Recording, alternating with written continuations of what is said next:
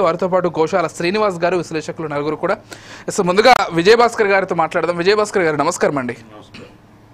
So నేను అన్నట్లుగా సరే టెక్నికల్గా పాసిబుల్ అవ్వకపోవచ్చు ఈ అంశానికి సంబంధించి, కాకపోతే ప్రతిపక్ష హోదా వాళ్ళకి ఇస్తే మీ వరకు అనేక సమస్యలను తీసుకొచ్చి అసెంబ్లీలో ప్రస్తావిస్తే వాటిని ప్రయత్నించే దిశగా మీ అడుగులు కూడా ఉంటాయి. దాన్ని ఎందుకు మీరు పరిగణలోకి తీసుకోలేకపోతున్నారు?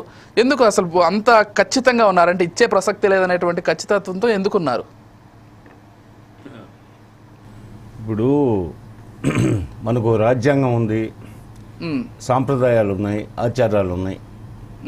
ఇది పార్లమెంటరీ వ్యవహారాలకు సంబంధించి భారతదేశంలో చాలామంది సింగిల్గా ఒక్కొక్క పార్టీ తరఫున గెలిచిన వాళ్ళు కూడా ఉన్నారు. లేకపోతే నలుగురో ముగ్గురో ఇద్దరు అలా గెలిచిన సందర్భాలు చాలా ఉన్నాయి అనేక రాష్ట్రాల్లో. ఉదాహరణకి మనం ఉమ్మడి రాష్ట్రంలో ఉన్నప్పుడు మధ్యకాయల ఓంకార్ ఉండేవాడు, వామపక్ష నేత. ఆయన ఒక్కడే గెలిచాడు. బ్రహ్మాండంగా తన గళం విప్పి ప్రజావాణిని వినిపించేవాడు.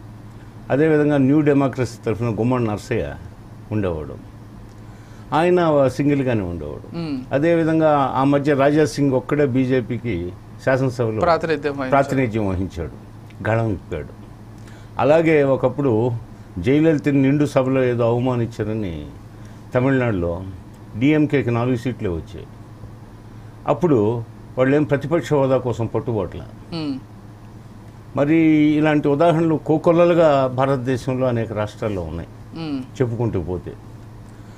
మరి ప్రతిపక్ష హోదా అని మొదటి నుంచి ఇప్పుడు ఈరోజు పవన్ కళ్యాణ్ గారు ప్రెస్ మీట్లో చెప్పాడు, అదేవిధంగా అంతకుముందు చంద్రబాబు నాయుడు గారు చెప్పారు, లోకేష్ గారు చెప్పారు, అదేవిధంగా బీజేపీ నాయకులు చెప్పారు. అసెంబ్లీకి పోయి మాట్లాడడం నేర్చుకుంటే తర్వాత మాట్లాడే తీరును బట్టి, మాట్లాడే అంశానికి సంబంధించిన గ్రావిటీని బట్టి శ్రద్ధగా అందరూ ఆలకిస్తారు, సమయాన్ని కూడా మర్చిపోతారు. అదేమీ లేకుండా నాకు ప్రతిపక్ష హోదా ఇవ్వండి, అది సహేతుకమా? కాదు. ముందు తన పని తాను చేయాలి, తను వెళ్ళాలి. తను వెళ్ళి మంచి అంశాల మీద ప్రజావాణిని వినిపిస్తూ ఉంటే చక్కగా లక్షలాది మంది టీవీల ముందు కూర్చొని చూస్తుంటారు.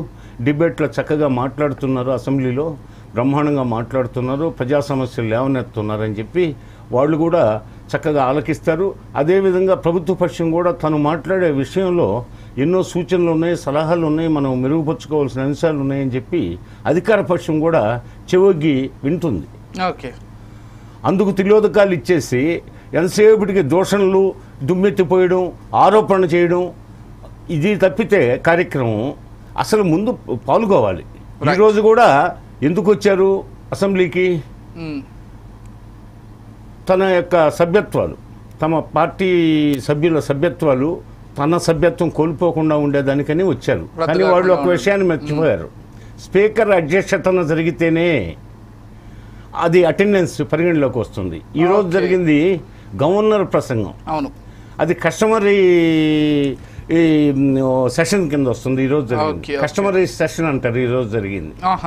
రేపటి నుంచి స్పీకర్ అధ్యక్షతన సమావేశం జరుగుతుంది. రేపు కూడా హాజరు కాకపోతే వాళ్ళందరి సభ్యత్వాలు కోల్పోయే అవకాశం ఉంది. అది కూడా చెప్పారు. చెప్తే రేపు సభకు వస్తారో రారో తెలియదు.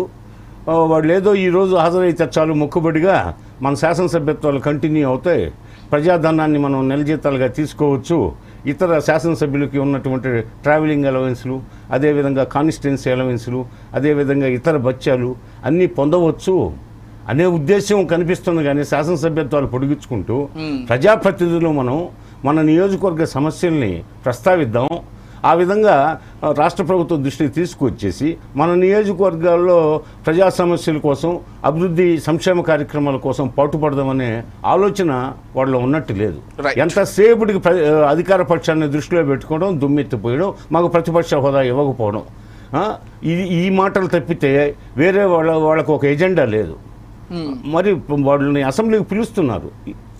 అధికారం ఇప్పుడు చీఫ్ మినిస్టర్ హౌస్ నాయకుడు చీఫ్ మినిస్టర్ పిలుస్తున్నాడు, ఉప ముఖ్యమంత్రి పిలుస్తున్నాడు, అదేవిధంగా బీజేపీ నాయకులు పిలుస్తున్నారు. ఇవేమీ వాళ్ళు చెవికి ఎక్కించుకోకుండా దుమ్మెత్తిపోయడం కార్యక్రమం రాష్ట్ర ప్రజల్ని అమాయకులు అనుకుంటున్నారు. Okay, okay. ప్రజల్ని నమ్మిస్తే ఈ విధంగా జగన్ ఏదో ఇబ్బంది పెడుతున్నారు, ఆయన అసెంబ్లీకి పోనీయకుండా చేస్తున్నారు, కాబట్టి ఇది కరెక్ట్ కాదని అనిపించి ప్రజల్లో ఒక సానుభూతి పొందాలనే ఉద్దేశం కనిపిస్తుంది. కానీ రైట్ ఓకే ఓకే విజయభాస్కర్ గారు, ఒక్కసారి అసలు ఈ సీట్ల పర్సంటేజ్ ఎంత ఉంది రాష్ట్రంలో, ఓట్ల శాతం ఎంత ఉంది అనే దానికి సంబంధించి ముందుగా ఓటు శాతం ఎంత ఉందో ఒక్కసారి ఆ మ్యాప్ను మనం చూద్దాం, మనకు క్లారిటీ వస్తుంది.